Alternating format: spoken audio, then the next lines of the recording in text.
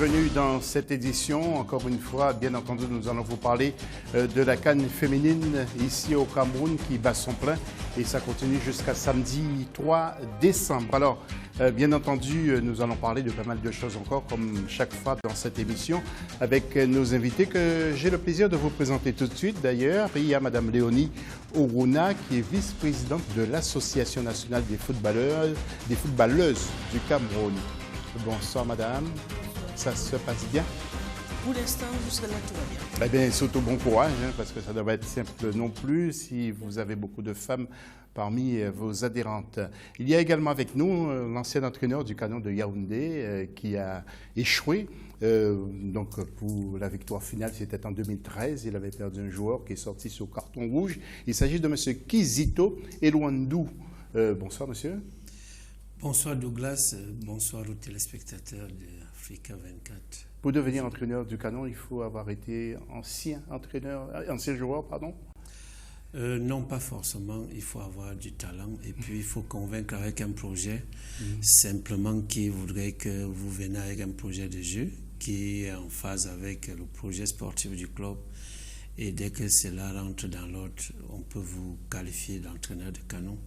Je pense que votre milieu commence à favoriser mes habitudes. C'est la première. J'espère que tout ira pour le mieux. Mais je l'espère aussi. Et puis il y a Mme Priscille Moa-Dougou, qui est journaliste, mais qui est aussi vice-présidente de l'Association des reporters sportifs.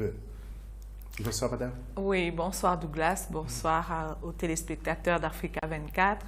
Je voudrais juste préciser que je suis présidente de l'antenne Cameroun de l'Union des femmes reporters sportives d'Afrique, parce qu'il y a des démembrements dans 23 pays en ce moment. Mais ça se passe bien? Oui, ça se passe assez bien, oui. D'accord. Et puis bien sûr, Gaël Onana qui est avec nous, Gaël fidèle au poste, et nous la retrouvons juste après ceci, cette petite virgule-là. Gaël, l'instant web, et justement, vous vous adressez aux internautes et puis il y a une question à poser également. Exactement, José. Donc, internautes et téléspectateurs, vous qui nous regardez, vous avez l'opportunité de donner votre avis tout au long de cette émission. Pour cela, il vous suffit de répondre à la question du jour, qui est quelle équipe obtiendra la 3e place du classement. Pour répondre à cette question du jour, 3 canaux s'offrent à vous, Facebook et Twitter, via le hashtag A24CAN 2016. Également, le numéro WhatsApp que je vais vous donner, 00237 695 97 63 35, mais aussi l'adresse email qui s'affiche sur votre écran, canf.cameroun2016@africa24tv.com. Voilà, les téléspectateurs ont tout noté. Alors, Madame Léonie Oruna, à quelques heures de cette grande finale, comment sentez-vous les Nigérianes? Je suppose que les Nigérianes, au vu de la performance du Cameroun, les Nigérianes doivent savoir qu'elles auront sûrement une équipe assez prête en face. C'est vrai que je ne peux pas prédisposer de ce qu'elles feront. Je pense qu'il y aura un match assez coriace. Il y aura beaucoup de confrontations, beaucoup de duels. Et le match sera sûrement tactique. Le coach pourra notamment nous le dire. Le match sera sûrement très tactique, mais je l'espère encore, nous allons gagner. Oui, Kizito, les Nigérianes ont une vitesse d'exécution, je peux dire, supérieure à celle des Camerounaises. Est-ce que c'est votre avis en tant que coach? Non, ça ne serait pas forcément de mon avis. Disons qu'elles ont des phases. Elles ont des phases de jeu qui ne sont pas loin des phases du Cameroun. À la seule différence que les Nigérianes accélèrent le jeu un peu plus dans l'axe à partir de l'entrejeu, mais nous on est un peu plus percutant au niveau des couloirs, dans nos couloirs. Donc si on regarde avec acuité, on se rendrait véritablement compte que ces deux équipes véritablement dans le jeu qui se valent, avec un léger avantage du Cameroun, parce que dans l'équipe du Cameroun, n'importe quelle joueuse peut marquer, contrairement au Nigeria où il y a 3 joueuses sur qui le jeu est véritablement basé au niveau de la finition. Donc, il n'y a pas beaucoup qui marquent là-bas. On connaît déjà celles qui sont vouées à ces rôles-là. Mais par contre, les Camerounaises, même la capitaine qui joue défenseuse centrale, arrive à marquer sur les balles arrêtées. Donc, le Cameroun va avec ses légers avantages, mais je dois dire que c'est une grosse équipe qui est en face parce que le Nigeria a une grosse expérience de la compétition et il y a des joueuses rompues à la tâche. Mais je dois vous avouer que les joueuses camerounaises connaissent bien les joueuses nigérianes et ça va se jouer. Je crois que la différence viendra au niveau des détails. Oui, alors Priscille, vous qui êtes journaliste, vous suivez de très près, surtout dans le domaine du sport, tout ce qui se passe dans le domaine. Est-ce que ce serait aussi un nouveau réveil, un nouvel élan justement pour la vedette de cette équipe nigériane dans la personne de Shoah, pardon. Oui, c'est vrai qu'elle a déjà 6 buts, mais face à une équipe camerounaise qui n'a pas encaissé de but, ça ne va pas être facile pour elle. Parce que les Camerounais sont déterminés à terminer la compétition sans encaisser de but. Elles sont bien placées sur le plan défensif et elles ont également Annette Ngondom qui a l'intention de garder cette cage vierge. Donc sur ce plan-là, le Nigeria, en dehors de 6 buts à 0 inscrits contre le Mali et la domination sur le Kenya, le Nigeria, on a vu comment le Nigeria a peiné face au Ghana. On a vu comment le Nigeria a peiné face à l'Afrique du Sud. Ça veut dire qu'elles sont conscientes que face à l'adversaire de samedi prochain, ce ne sera pas un match facile puisque la coach a clairement indiqué qu'elle va réaménager son équipe après leur qualification. Je suppose qu'elle avait déjà vu le match du Cameroun et elle a bien vu qu'il lui faudra une autre composition pour être à la hauteur de ce match-là. Alors pendant que vous avez la parole, gardez-la. Toutes les joueuses quasiment de Nigeria jouent à l'étranger. Bon, pour le problème de cohésion d'équipe, il n'y en a pas du tout. Alors justement, je voulais vous demander, est-ce que ce n'est pas aussi, et puis je posais la question à nos autres invités, est-ce que ce n'est pas un atout aussi complémentaire, supplémentaire pour les filles, le fait de jouer à l'étranger et d'être plus expérimentées? Je parle il faut savoir que les Camerounaises aussi sont professionnelles. Hein? En face, les Camerounais sont professionnels. Et au Cameroun, c'est un groupe qui évolue ensemble depuis une dizaine d'années.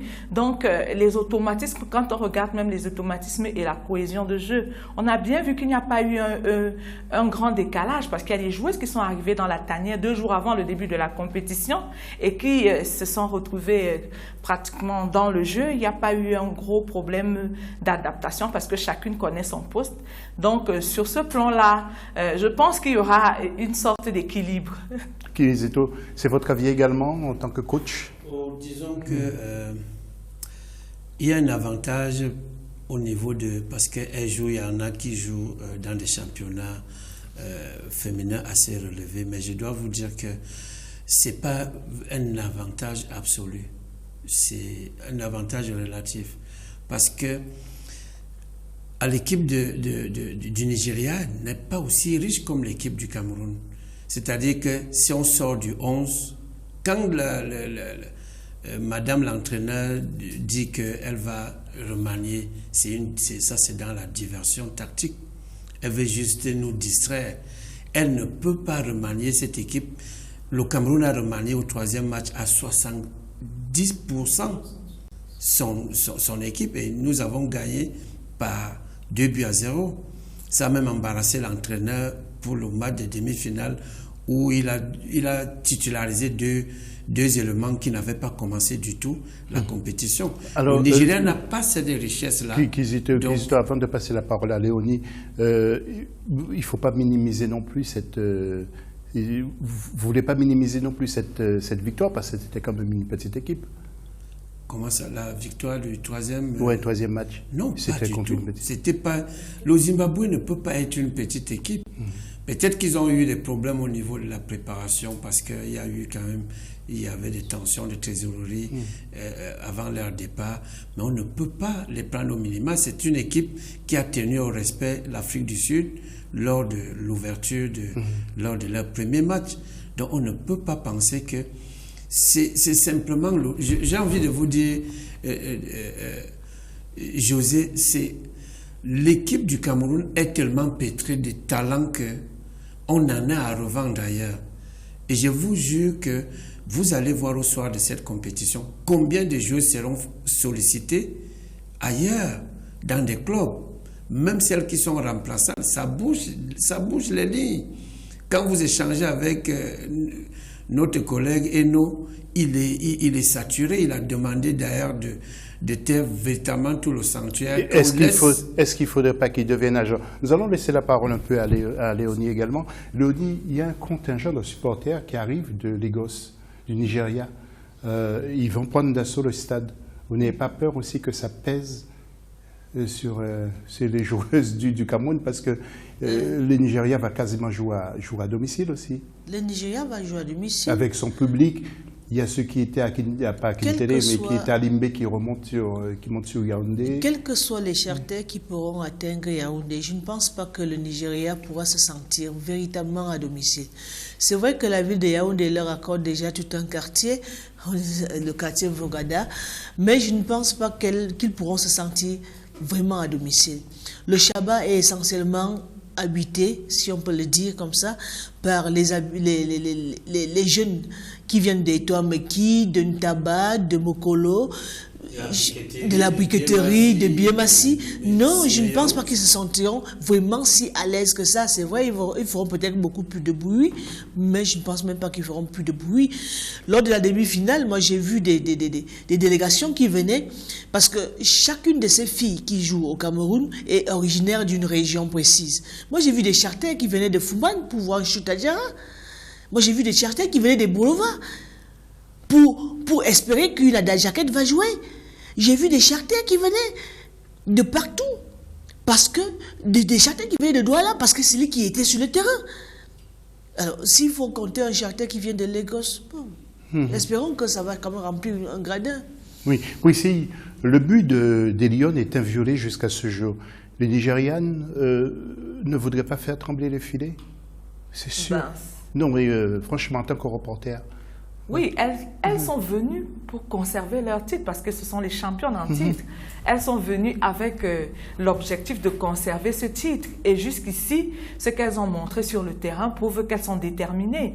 Maintenant, face au Cameroun, devant son public, même s'il y a des charters qui vont venir encourager les Super Falcons, je ne pense pas est-ce qu'ils pourront être 20 000? Je ne pense pas. Peut-être 5 000, peut-être 10 000.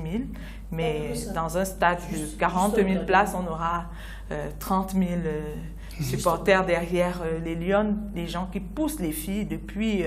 Et elles sont conscientes que le public a une grande cote d'amour pour elles. Elles sont conscientes que les gens les aiment.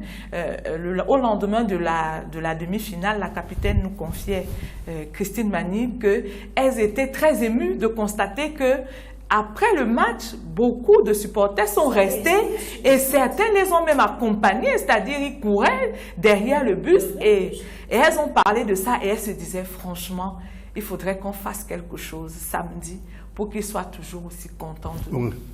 Alors, je voudrais vous demander, là c'est ma dernière question avant d'écouter Gaëlle Onana, Flore Goudom, la gardienne, qui la connaît un peu? Parce qu'elle a l'air d'être très très forte. Oui, et bon, le coach pourra parler d'elle tout à l'heure, mais on sait que en 2014, elle a été la meilleure joueuse du tournoi. Elle sort de maternité et elle s'est plutôt assez bien remise, donc bon, voilà. C'est quelqu'un de très discret, elle est très calme, elle est très posée, elle ne se prend pas la tête, hein, elle est très effacée. Bon, le coach pourra parler de ses capacités tactiques et techniques. Oui, alors en 2 mots, parce que nous sommes presque à la fin de la première partie de cette émission. En 2 mots, vous la connaissez bien? Donc, bon, c'est une jeune que on l'a vu grandir, elle est très effacée et véritablement très discrète. Vous savez, le poste de gardien... Moi j'adore, il ne faudrait pas que les gens pensent que je suis pour le Cameroun, mais j'adore son profil. Elle est, d'abord, le poste de gardien, c'est un poste souverain. Et je dois vous dire qu'elle est entrée à la maternelle. Comme à la maternité? Yes. Elle sort de la maternité, elle a fait un bébé. Et pendant son absence... De toute façon, si elle est rentrée, c'est pour faire un bébé. Pendant son absence, je dois vous dire que c'est Mabingo qui jouait. celle qui a les cheveux teintés. Et je le signale pourquoi, c'est pour ressortir l'humilité qui est de celle-là qui était titulaire, qui a joué pratiquement tous les matchs. Alors après la pause, quand celle-ci, Kizito, je vous promets, après la pause, vous allez nous parler un peu plus longtemps d'elle, parce que c'est vrai, elle mérite d'être connue. Nous allons d'abord écouter Gaëlle pour la question aux internautes. Elle va nous la rappeler, puis après nous allons voir le tableau de ces matchs, le match de la 3e place, c'est la grande finale. Gaëlle, c'est à vous après l'instant web, le jingle. Et Gaëlle ? Donc, comme vous le savez, chers téléspectateurs, le 2 décembre, le stade Omnisport abritera le match Ghana-Afrique du Sud. À la clé, la 3e place de la compétition est synonyme pour le vainqueur à une qualification à la Coupe du Monde 2019 en France. Quelle équipe possède donc, selon vous, les atouts techniques et physiques nécessaires pour figurer sur le podium? Téléspectateurs et internautes peuvent donner leur avis à travers nos canaux habituels, donc les réseaux sociaux avec le hashtag A24CAN 2016, le numéro WhatsApp 00237 695 97 63 35, mais aussi l'adresse email. Je reviendrai sur tous vos commentaires et réactions en deuxième partie de cette émission. Voilà, donc nous allons voir le tableau avant de remettre l'antenne. Tableau des matchs avec ce vendredi 2 décembre, Ghana contre l'Afrique du Sud et la grande finale qui se jouera le samedi 3 décembre à Yaoundé, 15h30 pour les deux matchs, soit 14h30 GMT entre le Cameroun et le Nigeria. La petite pause, on se retrouve juste après.